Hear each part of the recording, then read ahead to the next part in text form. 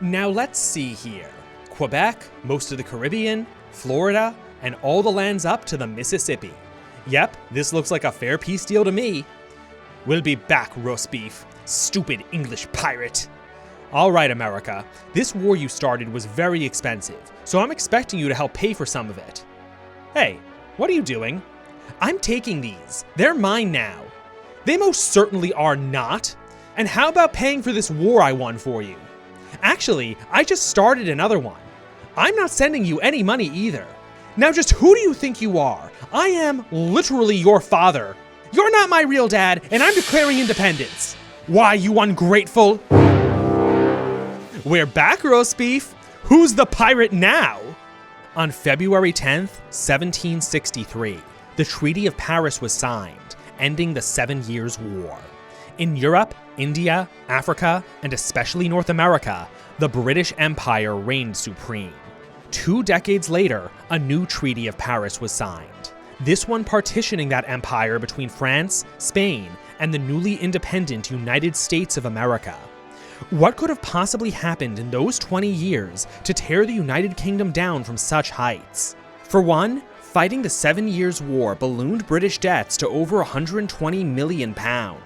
And, in diplomatic terms, the British were truly broke. England abandoned its sole Prussian ally when it signed the First Treaty of Paris. Berlin would not trust London a second time. Austria, France, and Spain were all jealous enemies of England. And, while Russia showed some potential, British high-handedness made that alliance impossible. Last, the British were not the greatest beneficiaries of their gains in North America. The spoils really went to their 13 colonies, who were eager to expand into the new frontier. Those colonies were already rich and powerful. Allowing them to expand further could make them even stronger than their mother country. In May of 1763, that aggressive expansion dragged Britain into another war.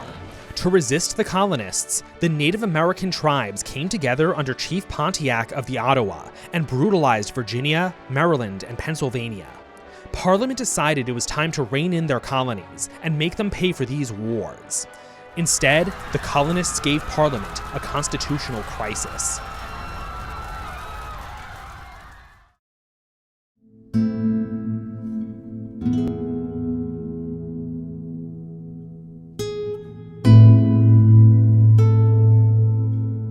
In 1764, Parliament passed the Revenue Act, also known as the Sugar Act. This lowered the tax on molasses the colonists had been paying since 1733, raised new duties, and restricted certain goods to be exported only to Great Britain.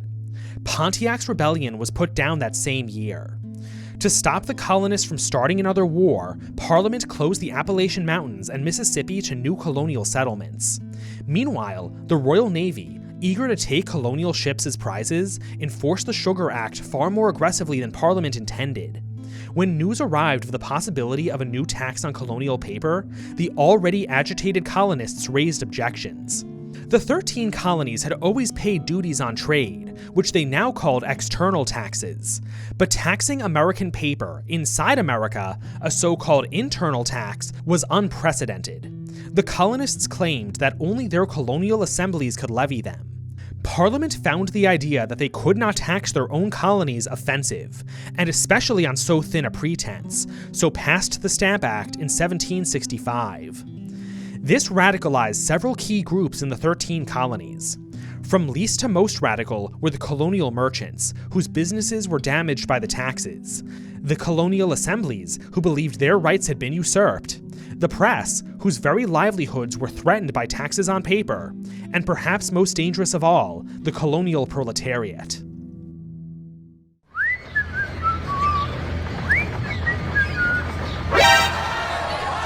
Welcome to America, Mr. Stamp Collector.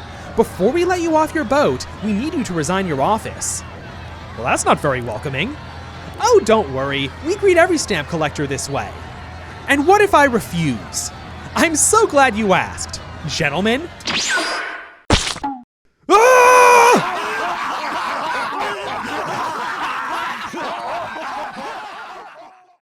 Cities in the 13 colonies had always been home to violent working-class gangs. Some men of influence got the idea to set them loose on British stamp collectors. Fearing for their property, persons, and very lives, all were forced to resign, rendering the Stamp Act unenforceable. The Boston mobs would later organize themselves into the Sons of Liberty and establish branches across the colonies. They spearheaded the most radical anti-British faction, the Patriots. But there's one group the Patriots hated even more than British stamp collectors.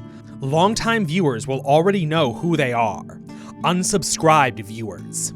Subscribed viewers work hard for this channel, showing up to the premieres, sharing the videos, and bullying unsubscribed viewers in the comments. Now, they're organizing into the Sons of the Subscribe button. Soon, they're going to tar and feather every last unsubscribed viewer.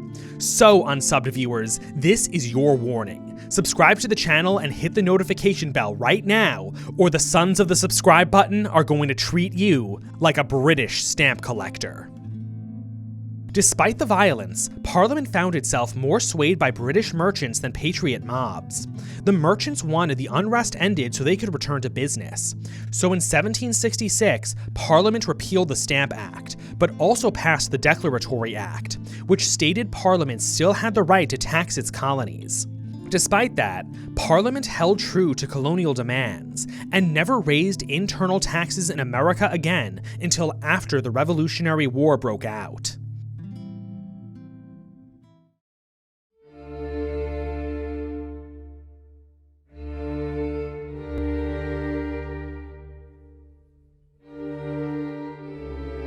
The colonies remained passive until 1767, when Parliament passed the Townshend Acts.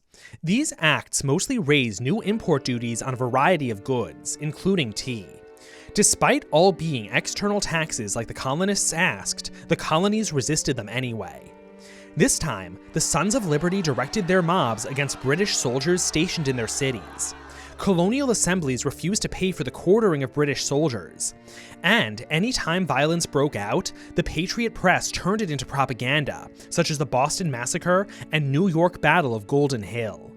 When the British tried dissolving the Massachusetts Assembly, the Patriots just set up their own government outside the city. But this time, Parliament was ready, sending more soldiers into the colonies than the Patriots could handle. The Patriots were forced to turn to the moderates for help. Most colonists opposed Parliament's policies in America. The moderate Patriot divide was over the Patriots' radical methods. Moderates feared that organized Patriot violence could lead to a worse tyranny than that of the distant English Parliament. The moderates, many of whom were merchants, preferred peaceful boycotts organized by agreement. As would be expected, moderate boycotts were slow to take effect and began falling apart amidst accusations and realities of cheating. The colonists got lucky when in 1770, Parliament repealed most of the Townshend taxes before the boycotts could collapse. Only the tax on tea remained.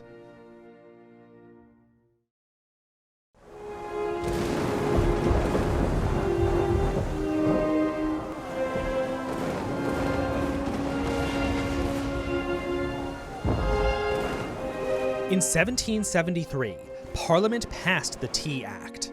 The act was meant to bail out the failing British East India Company by granting it a monopoly on the colonial tea trade. Even though in the past the colonists had accepted similar import restrictions, now moderates and patriots alike prepared to resist them. As moderates called for another boycott, the patriots prepared for direct action.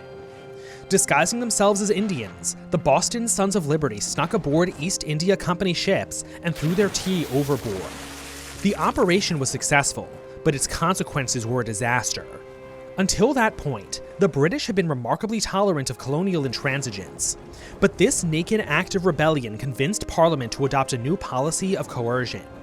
Boston's port was closed, the Massachusetts Constitution suspended, its courts taken under British control, and more troops sent into the city.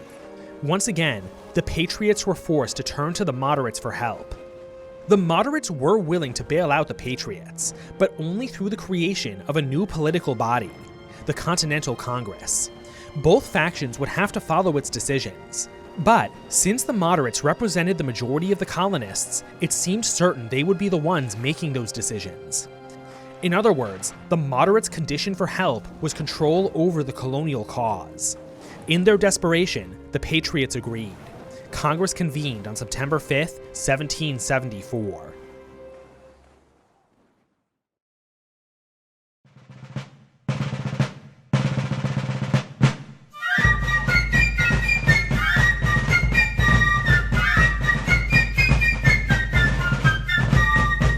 The First Continental Congress, held in moderate, merchant-dominated Philadelphia, should have been a victory for the moderates. Instead, the Patriots established rapid communications between Boston and Philadelphia, giving them first say on all news reaching the Congress. Then, thanks to moderate complacency, the Patriots stacked the congressional subcommittees with their men. The moderates did not notice that every subcommittee endorsed Patriot versions of their policies. This included a Patriot version of the boycott, with enforcement through continental associations, customs enforcement houses answerable to Congress. Because the Continental Congress officially represented both the moderate and Patriot factions, nearly every community in America ended up creating an association. Those associations would prove an even bigger victory than the Patriots expected. The associations had tremendous powers to enforce the boycotts, including search and seizure on private property. Powers that could easily be repurposed to take control over the colonies. The kind of control one might even describe as totalitarian. Across the colonies, continental associations harassed and coerced colonists to join, endorse, and participate in patriot organizations. The associations later abrogated the powers to spy on and even execute colonists for treason. The names of loyalists were published in the Patriot presses as a form of humiliation and threat, the 18th century equivalent of doxing. The moderates' own Continental Congress had created the very patriot tyranny it was intended to stop. There were two places, however, where the Patriots failed to win control. The most significant was Quebec.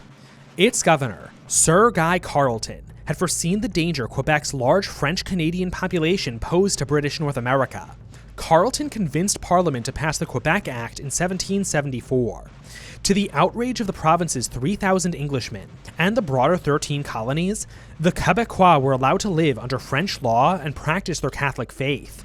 This was enough to buy French-Canadian neutrality in the American Revolution. Nova Scotia was the other colony the Patriots couldn't win control over.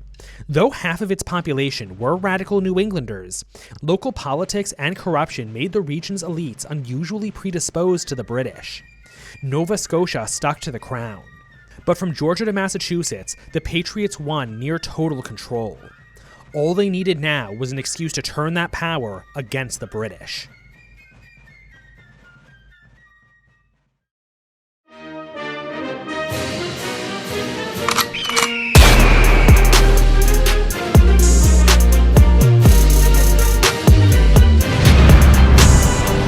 So why did the American Revolution really happen? Was it because of taxation without representation? The colonists had been paying taxes to Britain for decades, since at least the 1733 Molasses Act. They had no problems then. Was it about the constitutional limits of Parliament against levying internal taxes? Such taxes may have been unprecedented, but the distinction between internal and external taxes was completely made up by the colonists. Even if the point was valid, the British stopped raising internal taxes, and the revolution happened anyway. Was it over ideological differences, colonial liberalism versus British authoritarianism? Quoting Andrew Jackson O'Shaughnessy in The Men Who Lost America, far from conspiring to establish tyranny in America, the British regarded themselves as defending liberty and the rule of law, which they believed could be safeguarded only by upholding the supreme authority of Parliament. They described themselves as Whigs and subscribed to the principles of parliamentary government established by the constitutional arrangement of the Glorious Revolution of 1688. On the eve of the American Revolution, there were popular conspiracy theories on both sides of the Atlantic. Just as colonial radicals believed that the king and a government cabal were scheming to destroy liberty in America, the British government attributed the revolution to the machinations of a small minority of rebels who wanted to seize power and declare independence. The government regarded the revolutionaries as establishing tyranny, with their suppression of all dissent and their use of coercion to enforce compliance. During the first year of the war, There was the anomaly that both sides claimed to be fighting to defend the British Constitution. Perhaps all of this was really just a pretext for a more fundamental dispute. The people of the 13 colonies had diverged from those of England. The colonists had become a new, uniquely American people, one with a different destiny from that of Great Britain. The Americans wanted to expand west, but British interests lay increasingly in Asia. The colonists wanted to use their growing strength to build their own empire, not Great Britain's. And the colonists realized that, whatever historical and political ties they once had, the British could no longer stop them. In other words, perhaps the American Revolution happened for no other reason than that it could. In matters of history, that's often been reason enough.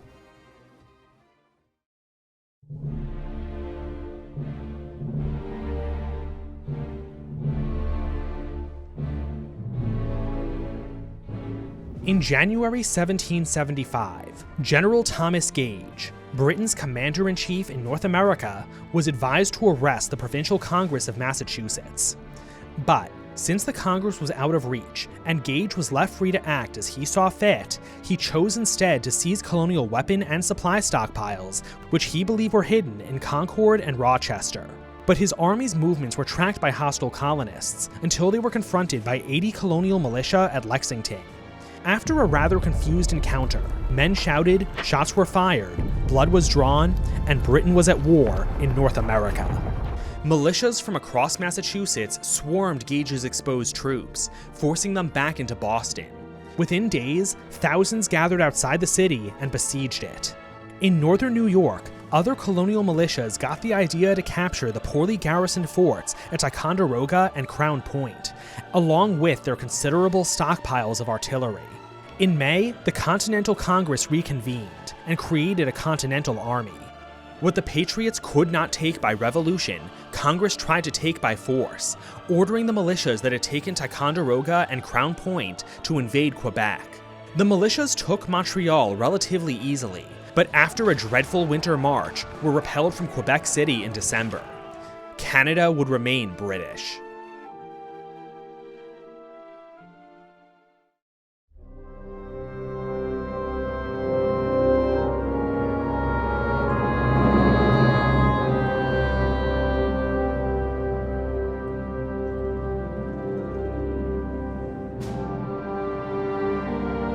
The British belief that the revolution was an unpopular movement, led by a small cabal of ambitious elites, played a key role in their military strategy. In fact, if it were not true, the war would not have been winnable. Everybody knew that the British Army could not militarily occupy all of the 13 colonies. Instead, the British Army saw its purpose as liberating the occupied colonies and placing the Loyalists back in charge. Everywhere the British went, they offered pardons and protection from Patriot reprisals to anyone willing to swear an oath of loyalty. On May 25, 1775, HMS Cerberus arrived in Boston, disembarking its 3 key passengers: Generals Henry Clinton, William Howe, and John Burgoyne, dubbed by Burgoyne the Triumvirate of Reputation. Shortly after their arrival, General Howe advised Gage to dislodge the militias who had dug into Breeds Hill and Bunker Hill north of Boston. On June 17th, Howe courageously led the 2,200-man amphibious assault from the front. Though victorious, the difficult conditions and inexperienced troops meant he'd suffer nearly 50% casualties, including an unusually high number of officers. As Clinton wryly observed, a few more such victories would have shortly put an end to British dominion in America.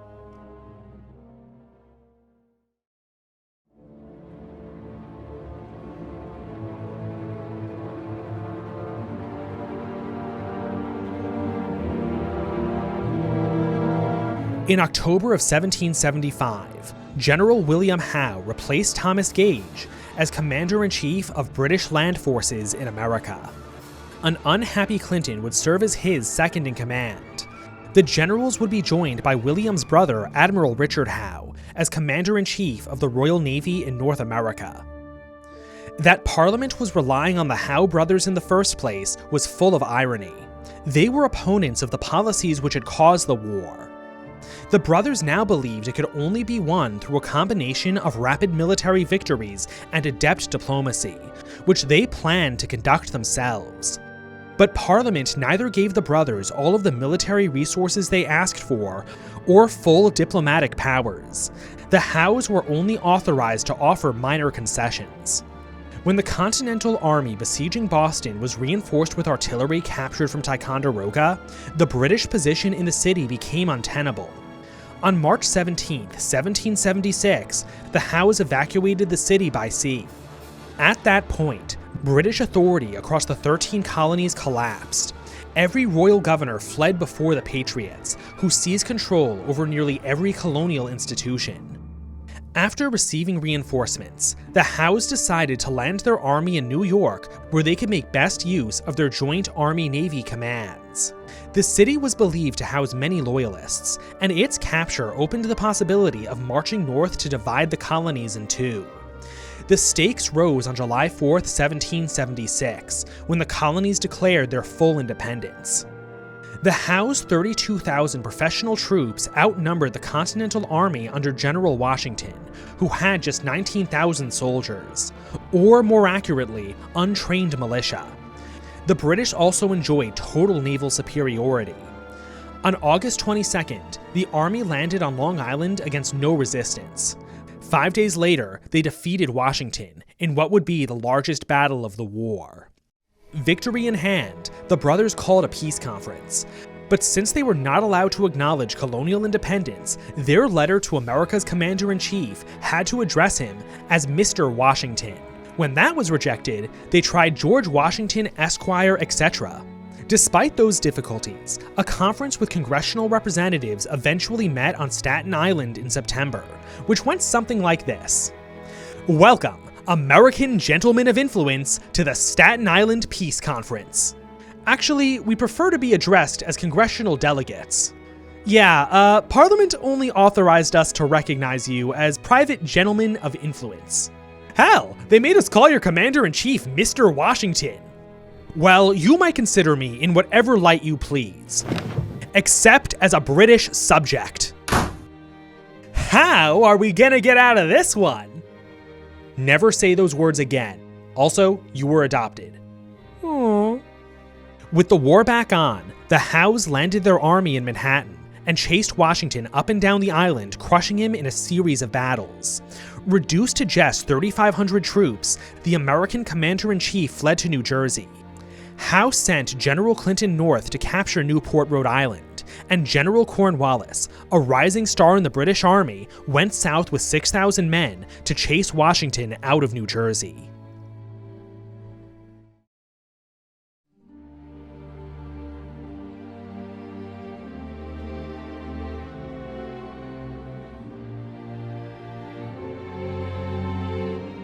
William Howe settled down in New Jersey for the winter, where he hoped a friendly population could keep his army supplied.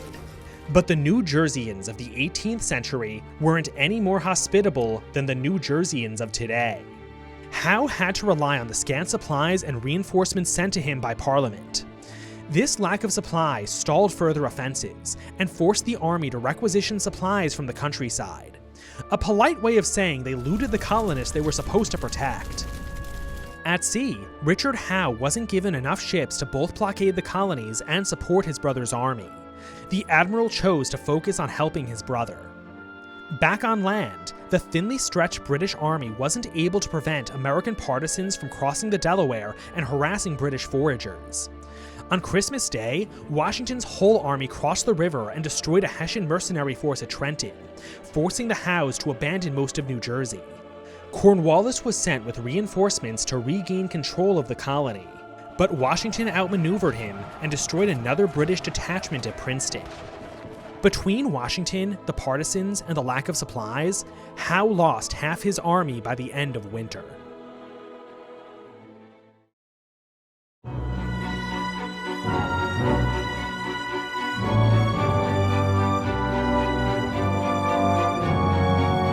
Not long after the Americans were forced out of Quebec City, General John Burgoyne arrived with reinforcements and a plan to win the war.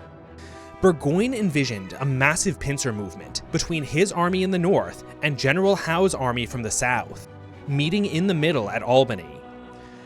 American loyalists were expected to greet them as liberators. This sort of high-level plan could have used coordination from England's Secretary of State for America, Lord George Germain. But all Germain did was let Howe know about Burgoyne's plans. Though the Secretary of State did go out of his way to give strict orders to Quebec's Governor Carleton not to send troops out of Canada, so when Burgoyne later requested reinforcements, Carleton was unable to help.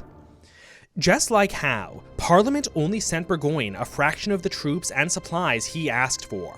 Despite that, and hearing nothing from Howe, his army set off in tremendous confidence, recapturing Crown Point and Fort Ticonderoga in under a month.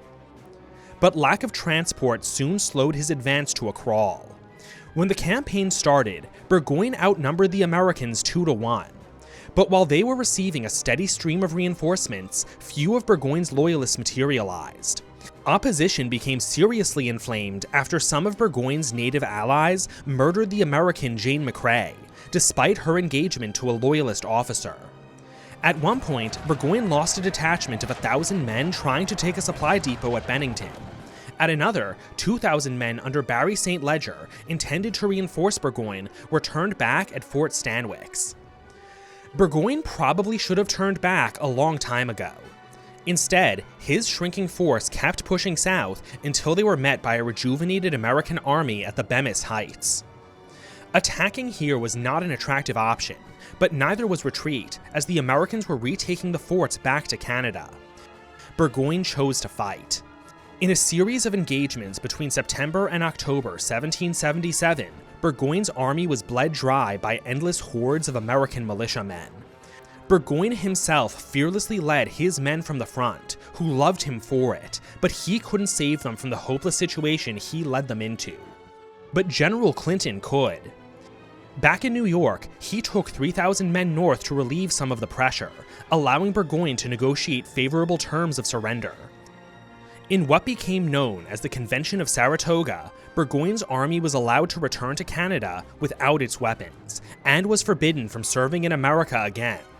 Or at least until the Americans pulled a fast one. Hi, General Horatio Gates! You sure earned this victory. Anyway, thanks for giving us such generous surrender terms. No problem, Burgoyne. Honestly, it's impressive you made it this far. I just need to get Congress's approval for the deal. Don't worry, this is just a formality. You're kidding, right? We are not just letting Burgoyne go back with his entire army. Find a way to stop him. All right, General Burgoyne, you're free to go. Oh, hey, wait a minute! What? Is that a cartouche box? What? That's a weapon! You're in violation of the treaty! Bag 'em, boys! Fight back, men! With what? Use your cartouche boxes! They think they're weapons! What? Under the pretense that some of Burgoyne's soldiers kept their cartouche boxes, Congress refused to honor the convention. Burgoyne's army was instead taken prisoner and marched hundreds of miles south to Charlottesville, where they were kept in poor conditions for the rest of the war.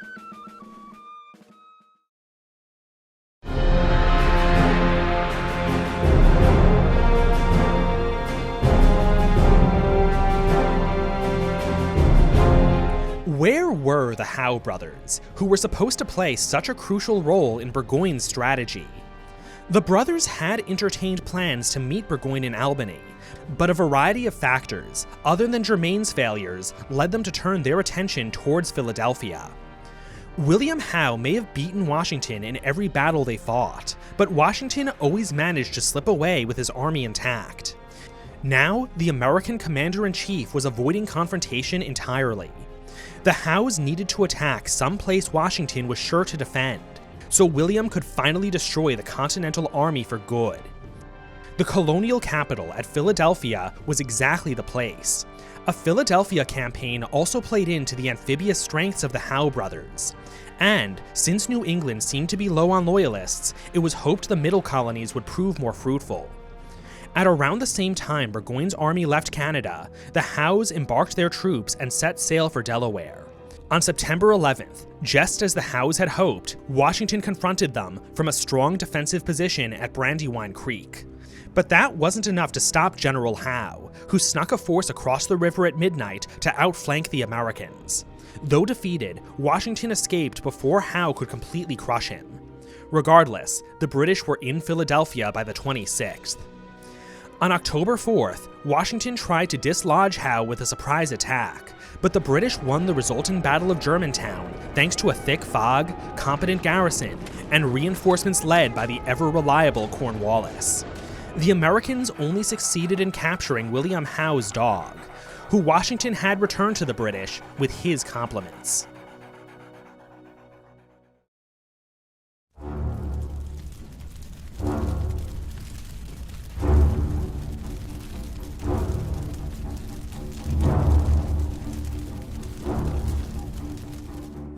That Burgoyne and the Howe brothers were only given a fraction of what they asked for makes it sound like Parliament was completely negligent in its conduct of the war. But the truth is, Parliament was giving its commanders in America everything it could. Stations across the empire were reduced to skeleton garrisons to reinforce North America. Expensive legions of German mercenaries were hired to support them. With only a quarter of its pre-war garrison, Ireland was on the brink of revolt. In the summer of 1776, the slaves in Jamaica actually did revolt. On June 13, 1778, the United Kingdom sent the Carlisle Commission to make peace with America. Unlike the Howes, it was empowered to make significant concessions, including bringing America back into the empire as something like a dominion that would be common in Britain's 19th century empire. But by that point, it was too late. The Americans had declared independence a year ago. They defeated the British army at Saratoga and knew the Howes couldn't hold Philadelphia for much longer. And, most significant of all, France had joined the war. France and Spain were early backers of the American cause, seeing it as a way to damage their British enemy. After the American Declaration of Independence and victory at Saratoga, they became interested in joining the war themselves. France acted first, signing an American alliance in February of 1778 and declaring war on June 14th. France and America were so committed to their alliance that their treaty forbade either of them from making a separate peace. The British were no longer fighting just to keep their 13 colonies. Now, they were in a war to save their empire, and possibly even Great Britain itself. But what does Bourbon France really want from joining the war? Will they be able to convince their Spanish Bourbon cousins to follow them? And what effect will a tiny little sandwich have on the outcome of the conflict? Find out all this and more in Part 2, where the war turns south, a British admiral throws the conflict for a quick buck, and Great Britain's fate hinges on the humble sandwich. Lord Sandwich, that is. Since you watched this far, be sure to leave a sandwich emoji in the comments as a secret message to everyone else who got here too. I'll see you in Part 2. Thank you to Hero Tanfa for the cool art. These videos would be impossible without our supporters on Patreon, including our biggest supporters, Commissar Bragg, Duke Nelson, Feline Man, G.S. Rogers, Josiah, Karazin, Lord Inquisitor Zarius Drakart, Micro, Pater, Swiss Cheesus, the Raven Union, the Union of X, and Petri von Steiff.